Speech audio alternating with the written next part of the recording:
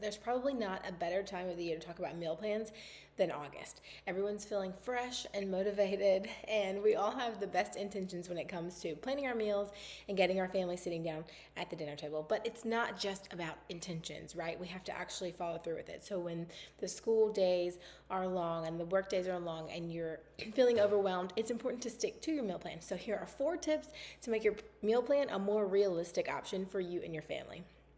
The first one, check your family's schedule. Are there days that week where someone's going to be working late and so there won't be as many people at home? Are there days that week where a company's coming over or maybe friends are coming over?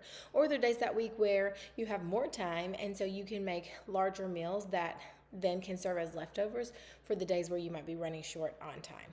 So checking your family's schedule, seeing what's going on that evening is very important in meal planning. The second thing is checking inventory. So what do you already have on hand? Let's say you look in your refrigerator and you find things you didn't know you had, or maybe in your pantry or your freezer.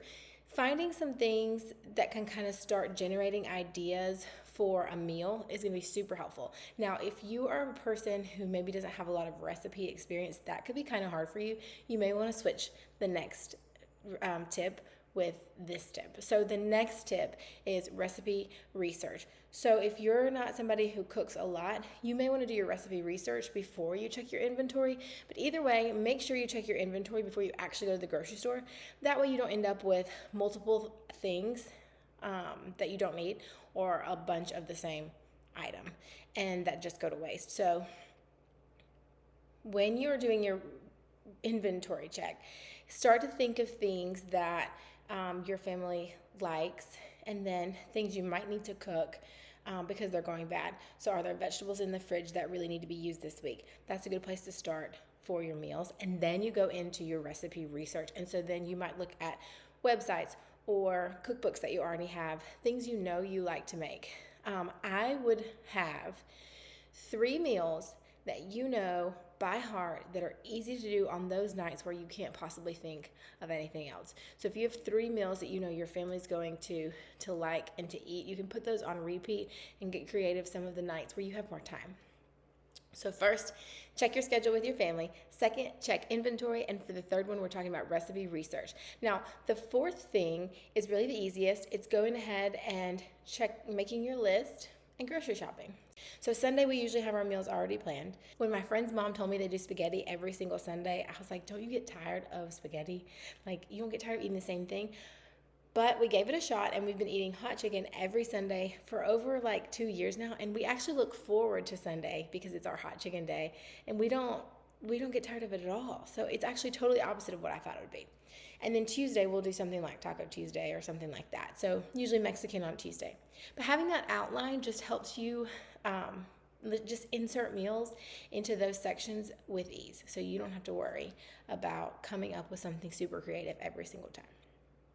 The last thing is just making your list and grocery shopping. So go ahead and make your list based off what you decided you already have, so you can cross off things if you've checked your inventory. Make your list using the recipes that you've decided you're going to use, and then go to the grocery store. Now, we will usually go to the farmer's market every Saturday, and I like to do that first because the farmer's market is contingent on what's growing. If I'm having BLTs because it's summer and there's lots of tomatoes, and for some reason I went to the farmer's market and they didn't have tomatoes, well, that's okay because I could go to the grocery store and make sure I get tomatoes there. So I like to do the farmer's market first so that you can kind of meet the gaps with the grocery store. Now, when you're grocery shopping, especially if you have young kids, but if you're busy in general, this could be a huge time saver. My mother-in-law convinced me to do Walmart delivery, and it has been so great. So I'll do Walmart delivery once a week and get kind of some staple items that I might be missing.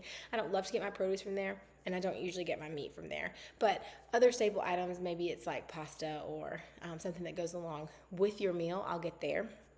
And then I also do Costco delivery. So I didn't know Costco delivered, but they do, and it's great. And so they used to do their frozen foods in delivery too, but they don't anymore. It's actually just like pantry items or, toilet paper, paper towels, those types of things. But I'll do a Costco delivery once every 1 to 2 months, usually 2 months. I don't need it that much more often. But that's great for like olive oil, avocado oil, nuts and seeds, things like that you can buy in bulk so they're not going bad. And you can really kind of just have those big things delivered just to take some pressure off of having to actually go and carry these huge bulk items home. So they have a lot of protein options, protein shakes, protein bars. I love Costco for that reason too. But then, and like shampoo, conditioner, things that I don't want to have to go get, I'll do that there. And then things, like I said, I'll do Walmart pickup. And then if there's any vegetables that I'm missing from the farmer's market, I'll do Walmart, or I might go to like Publix if I'm in town or something like that. Now, when we lived in Birmingham, there was a Trader Joe's, and I would go to Trader Joe's and loved it. And so like, it was so fun. But I don't have that now. And so I don't just love spending hours in Walmart, or even Costco, really, for that matter. Sometimes Costco I could do that with, but not Walmart. And so for that reason, Walmart delivery is perfectly good use of my time. I mean, I do want my kid to like know how to grocery shop, and so those are skills we'll work on later, but for now, it's great. Those are my 4 main tips. First, check out your time with your family. Second, check out your inventory. Third, recipe research. And fourth, make your grocery list and actually go shopping. There are a few things I like to keep in mind as well. So we'll do breakfast and lunch from home as well. So we usually pack that for work. And I just like to remember, like, there's not enough brain space for me to enjoy making breakfast creative, lunch creative, and dinner creative. I don't put a lot of effort into breakfast and lunch because we're usually eating it at work, maybe at our desk or whatever. So it doesn't have to be our favorite meal. But for dinner, we're sitting down, our family's together, and I really want it to be something that we can enjoy. So don't waste your brain space on meals that aren't that important to you. So if you're a family that really values eating breakfast together before you go your separate ways or maybe work separate schedules, really put that time into breakfast, then lunch and dinner can be a little more lax. But nobody has enough creative energy for 3 super fancy special gourmet meals a day. Don't worry about it. Just eat what you can for breakfast and lunch, pre-plan it. It's still healthier and cheaper options. And then come together for dinner that you can all really enjoy. The other thing I would say, and this is kind of controversial, but I wouldn't worry about couponing. So there is an app I like to use called Ibotta, Ibotta, and I'll use that. And honestly, like, it's great for saving some money, but what I have found is unless I'm already going to buy that food, I don't use it if I just buy it because there's a coupon. So I end up not really saving money by couponing anyway because it's not something I would normally buy. And the other thing I would say is with fruits, vegetables, and things that you find might go to waste a lot in your freezer, eat them more. And I know that sounds obvious, but get them home, prepare them, like rinse them and package them so that they're ready to go. So you're actually eating them instead of letting them go to waste. Sure, you can look at things to help you store them longer and all of that, but really we should be eating about 5 servings of fruits and vegetables every single day, heavy on the veggie side. So if you're buying salad or green beans or asparagus, whatever, you should really be using it, especially if you're cooking for your family.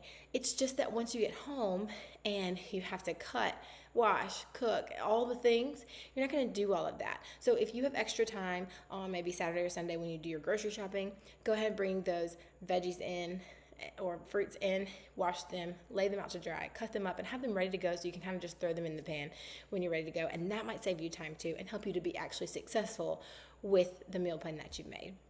If you're new around here, I'm Rainey, a registered dietitian and lactation consultant. I like to make videos on infant nutrition, child nutrition, basically just like enjoying your home life while you also work outside of the home. So tips and tricks for how to make household management more enjoyable for those of us who might not be in our house all day. So if you like that kind of content, be sure to subscribe so you don't miss a video. See you next time.